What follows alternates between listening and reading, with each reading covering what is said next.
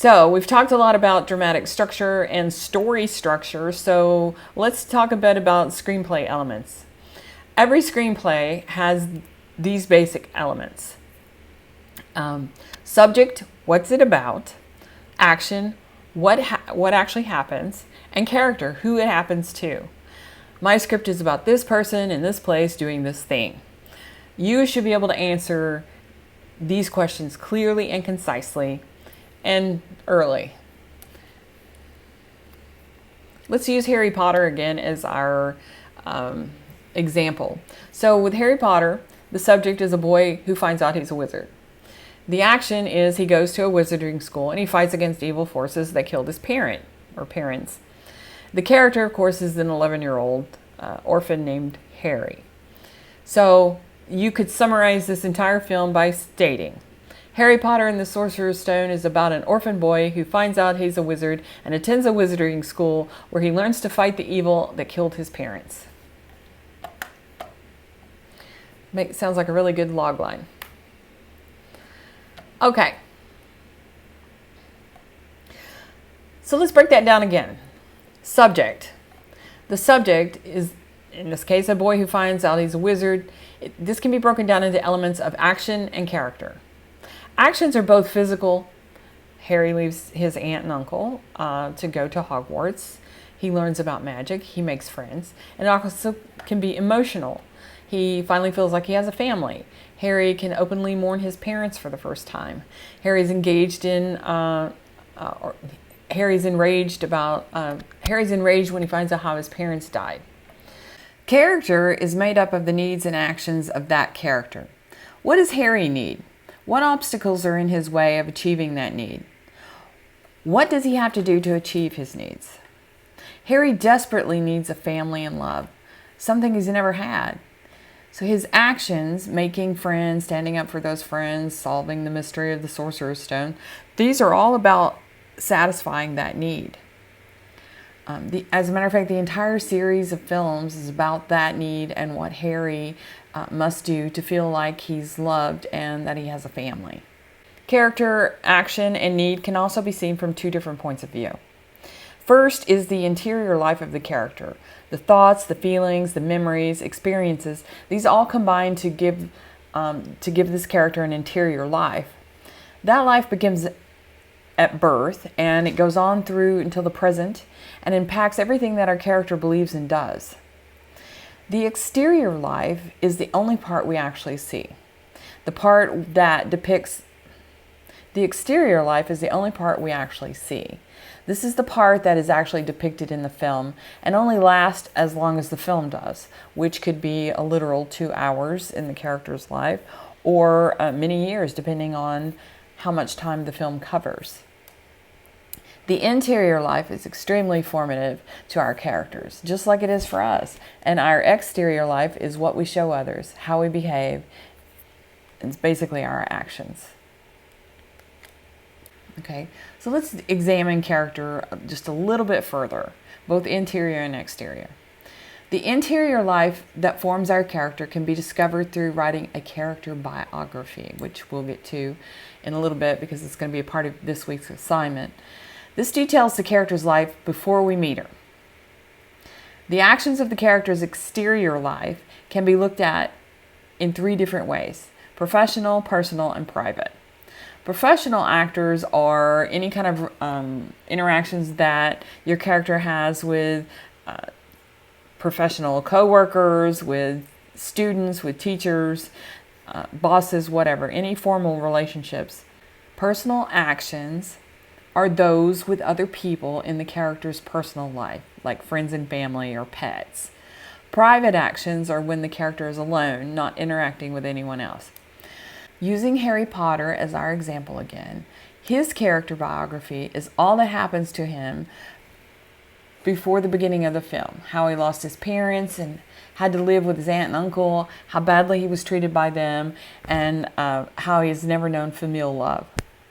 His exterior actions are professional with students and teachers at Hogwarts, personal with his friends, and private, his own actions when he's alone, like when he looks in the magical mirror and he sees his parents. Character is defined by these attributes.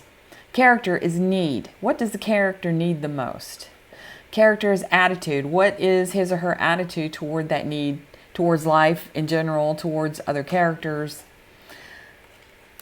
Character is point of view. What point of view does the character have towards life and others?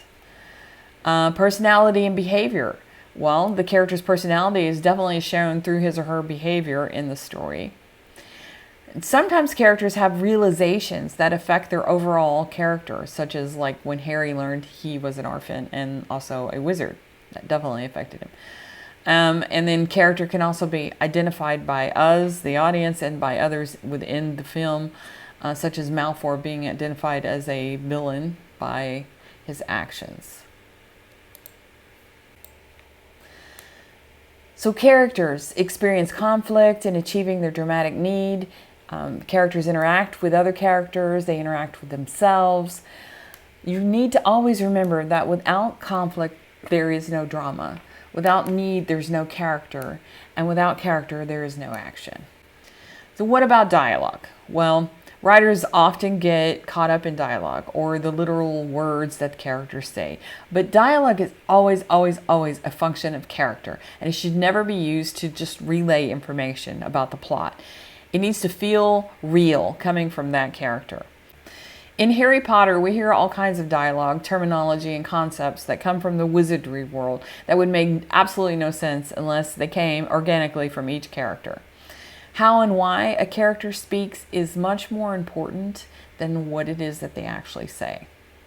So, it must be dialogue must be a function of their character. It's got to communicate key information, not just random stuff. It must reveal character. It reveals conflict between and within characters, emotional states and quirks, and it comes out of character. So it's got to make sense. All right, so speaking of character and scenes, as we have done, this week's assignment is all about your character bio and a narrative scene. So you go into eCampus, you go into your assignments, you go down, here you are, character bio and scene. This, you're going to complete a character biography and a scene, which is about 2 pages, at least 2 pages, in the proper format. And you're going to write the scene for that character. Think about what they were like as a child, how they have changed as adults. Who were they 5 years ago? Who were they 10 years ago? What happened the day before the story began? If it helps, use your little menu, and I hope you did do your little menu. You're going to use that biography to create a point of view, an attitude, a behavior, and personality traits for your character within your scene, and ultimately your short film. So yeah, start thinking, this is your character. This is your main character for your film. So in a separate file, you're also going to write the scene, and you're going to follow this prompt, but you don't have to. You do not have to follow this prompt. However, to get you started, if you need a prompt, this is what you can do.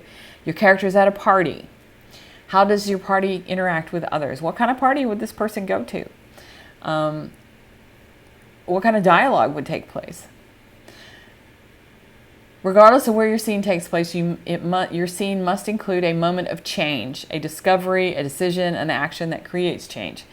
Claudia Johnson discusses this in her book, Crafting Short Screenplays That Connect.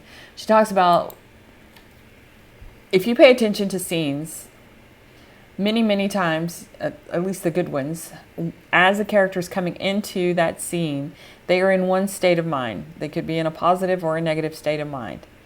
Something occurs within that scene that flips that attitude of the character.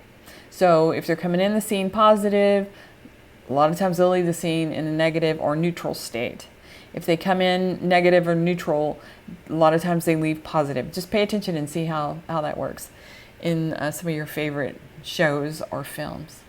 Anyway, that's it, guys. Finally, we're done for the week. Your assignment is due on April 14th. And please hit me up with emails if you got any questions. If you want to do a Zoom meeting, those seem to be working out pretty well. Just give me a call. I miss you guys. Love to talk to you. And we are going to have to set something up so we can do cold reads with each other's scripts. But that's a couple of weeks in the future. So stay healthy and stay tuned. Later.